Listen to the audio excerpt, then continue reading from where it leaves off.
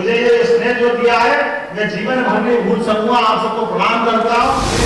प्रसन्नता है कि शिक्षा मंत्री बनने के बाद हमने कहा कि नई शिक्षा नीति यशस्वी प्रधानमंत्री का अभिनंदन करना चाहता हूँ, क्या करना है। और मुझे इस बात की प्रसन्नता है जब अगर इतना विराट फलक देखेंगे तो उसमें भगवान कृष्ण और भगवान राम कहाँ जा सकते हैं। निश्चित रूप से हमने नई शिक्षा नीति में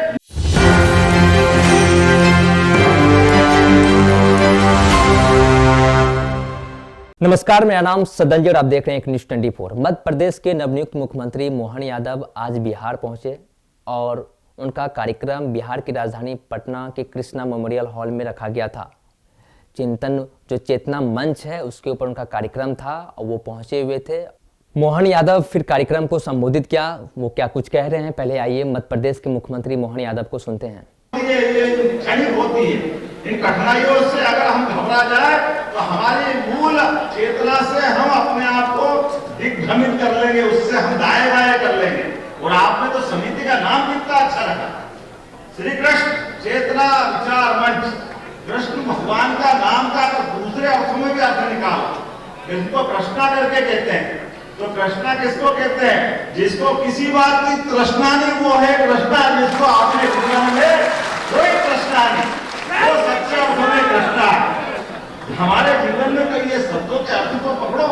चेतना बोलते ही अपने रोम रोम में रोमांचित आ जाए, अपने रोम रोम में उत्साह उमंग और ऊर्जा का भंडार निकल पड़े तो चेतना कहते हैं। और आपने तो पूरा नाम ही उसके माथे रख लिया, श्री कृष्ण चेतना विचार मंच। मैं आप सबको प्रणाम करता हूँ, आपका अभिनंदन करता हूँ। और आपके बीच में से मध्य प्रदेश में जब मैं शिक्षा मंत्री बना था, मुझे इस बात की प्रसन्नता है कि शिक्षा मंत्री बनने के बाद हमने कहा कि नई शिक्षा नीति यशस्वी प्रधानमंत्री का अभिनंदन करना चाहता हूँ, जिन्होंने लाड मेघालय की 1835 शिक्षा की नीति को बदलते हुए कहा कि अब हमारी शिक्षा नीति इस प्रकार से होना चाहिए जिसके माध्यम से हमारे अतीत से भी प्रेम हो, सनातन संस्कृति का भी उसमें लक्षण दिखाई दे और हमारे अतीत के गौरव से गौरवान्वित होते हुए भविष्य की पीढ़ियां हमको तैयार करना है। और मुझे इस बात की प्रसन्नता है जब अगर इतना विराट फलक देखेंगे तो उसमें भगवान कृष्ण और भगवान राम कहाँ जा सकते हैं।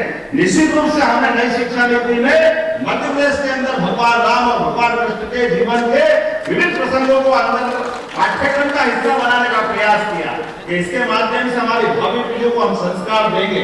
तो आज के अवसर पर आप सबने प्रेम से सम्मान से मुझे ये स्नेह जो दिया है मैं जीवन भर नहीं भूल सकूंगा। आप सबको प्रणाम करता हूँ, अभिनंदन करता हूँ। और आपके माध्यम से दो जानकारी देते हुए आपकी बात करूंगा कि जब मैं मुख्यमंत्री बन के आया और लोगों ने कहा कि आपकी प्राथमिकता क्या क्या होगी, तो हमने कहा हमारी प्राथमिकता तो जनता की सुविधाओं के लिए होगी। हर आदमी के जीवन में बदलाव लाए, भौतिक सुख सुविधा दे, बाकी व्यवस्था करे, लेकिन एक और प्राथमिकता भी है। वो प्राथमिकता क्या है? अरे जिन जिन महापुरुषों से, जिन भगवानों से हमको संस्कार मिलते, आदर्श मिलते, उनके जीवन को भी हमको मालूम है। भगवान कृष्ण मध्य प्रदेश की धरती पर आए तो शांतिमनी आश्रम वहीं जहाँ उनकी शिक्षा दीक्षा हो, तो उनके शिक्षा दीक्षा के पाठ्यक्रम को सबके सामने लाते हुए जहाँ जहाँ उनके चरण पड़े प्रत्येक स्थान को तीर्थ के रूप में विकसित करेंगे, हमारे पूरे समाज को प्रेरणा मिले। आपने साफ तौर पर मध्य प्रदेश के मुख्यमंत्री मोहन यादव को सुना। उन्होंने कहा कि बिहार जो गौरवशाली धरती है, यहाँ अशोक सम्राट, उन्होंने कई खूबियाँ गिनाए बिहार के बारे में। उन्होंने कहा कि आज मुझे ये जो मंच मिला है सौभाग्य की बात है, मैं इसे कभी नहीं भूलूंगा।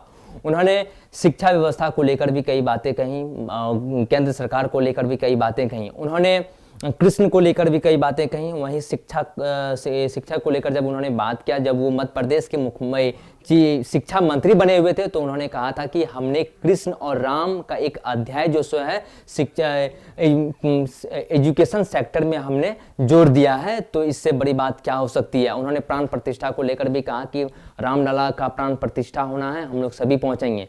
वो आज बिहार की राजधानी पटना आए हुए थे, एक दिवसीय उनका आज दौरा था। मध्य प्रदेश के मुख्यमंत्री हैं मोहन यादव, आज बिहार की राजधानी पटना पहुंचे हुए थे।